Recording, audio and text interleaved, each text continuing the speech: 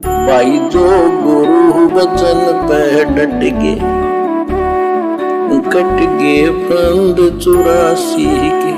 क्योंकि गेम में, खेल में सबसे ज्यादा नुकसान होता है भक्ति मार्ग में, सबसे ज्यादा नुकसान। क्योंकि परमेश्वर ने बताया कि मानव शरीर हमारी श्वासों के ऊपर टिका हुआ है। परमात्मा ने हमारे को गिन गिन के श्वासें दी हैं। जिस दिन जिस व्यक्ति की वो गिन के दी हुई श्वासें खत्म, उसी दिन उसका शरीर खत्म। वो चाहे प्रधानमंत्री का शरीर हो, या चाहे मनुष्य का शरीर हो, चाहे भिखारी का शरीर हो। तो काउंटिंग करके परमेश्वर ने हमारे को श्वासें दी हुई है। और जब हम गेम खेलते हैं, जब हम कोई विशेष हार्ड वर्क करते हैं, देखो खेतों में काम करेंगे तो कुछ मिलेगा रोजी रोटी के लिए।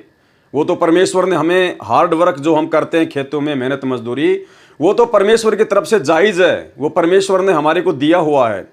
लेकिन ये जो गेम वगैरह खेलते हैं, ये जायज़ नहीं है, ये परमेश्वर की तरफ से नहीं है, ये परमेश्वर का आदेश नहीं है। ये काल का एक भयंकर षड्यंत्र है, बहुत ज़बरदस्त षड्यंत्र है ये स्पोर्ट्स, जितने भी गेम वगैरह हैं ये। और इसीलिए सतगुरु रामपाल जी परमेश्वर जी ने नाम दीक्षा देते समय अपने भक्तों को सख्त हिदायत दी है कि आपने तो गेम खेलने वालों के आसपास भी नहीं बैठना है। अगर कोई ताश भी खेल रहा है तो भी आपने वहां बैठना नहीं है। आपने मोबाइल में भी वीडियो गेम नहीं खेलना है।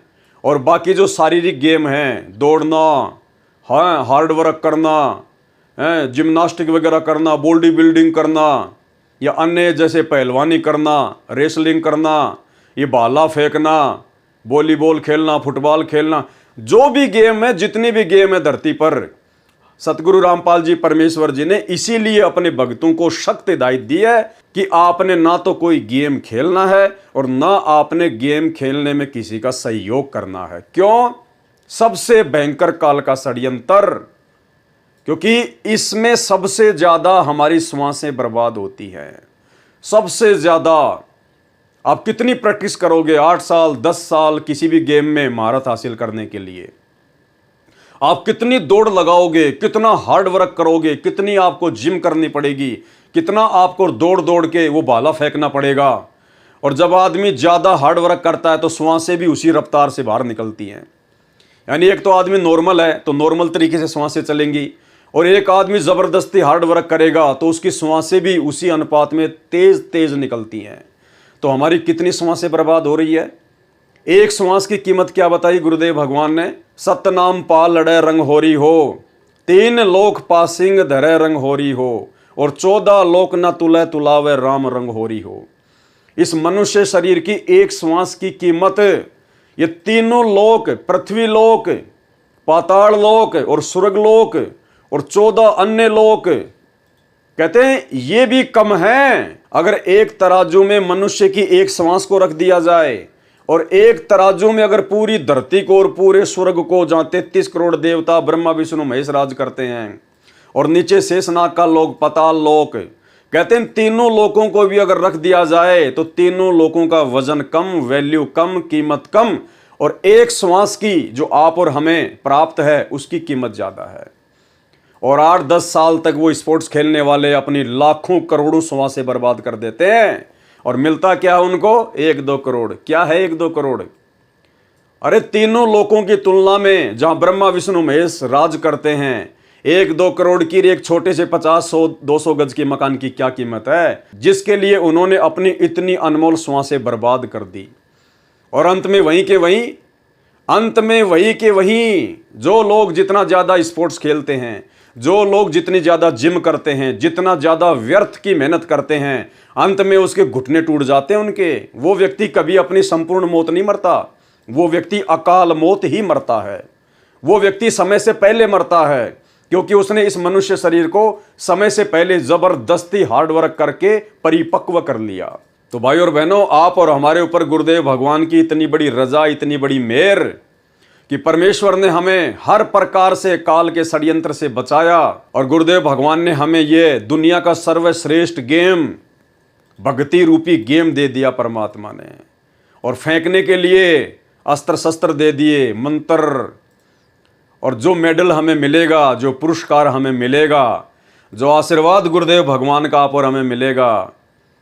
अब यहाँ तो 100-200 गज का प्लाट मिलता है इनको, और परमेश्वर कह रहे हैं बच्चों, जब तुम इस गेम में सफल हो जाओगे, उसके बाद तुम्हें सतलोक में तुम्हारे महल है वहां पर, और एक एक महल परमेश्वर ने बताया, एक एक महल सतलोक में एक एक आत्मा का इस पृथ्वी से भी बड़ा है, इस पृथ्वी से भी बड़ा, क्योंकि वहां पर एक आत्मा का प्रकाश 16 सूर्य से भी अधिक है, 16 सूर्य जितना, और एक एक पृथ्वी जितना एक एक आत्मा का महल है, एक एक आत्मा का महल है।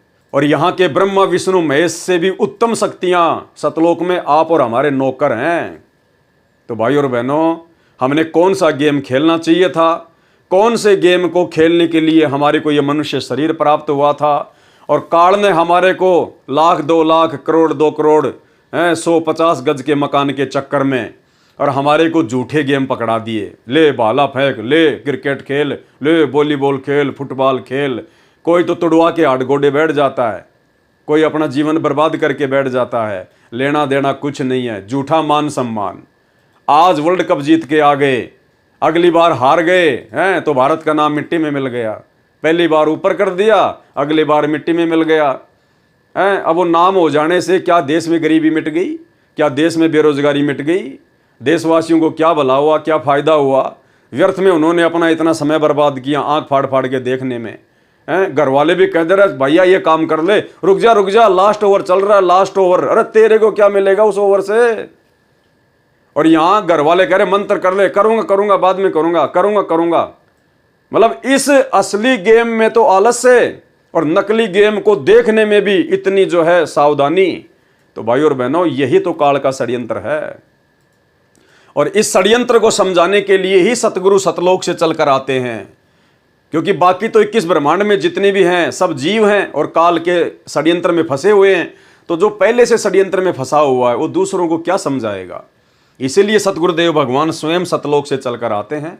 आप और हमारी तरह एक मनुष्य शरीर धारण करते हैं, अपने तेज पुंज के शरीर को हल्का करते हैं, ताकि आप और हमें समझा सकें, बता सकें और हम उनकी बातों को सुन सकें। भाई जो गुरु वचन पे डट के कट गए फंद 84 के, कट गए फंद 84 के, कट गए फंद 84 के।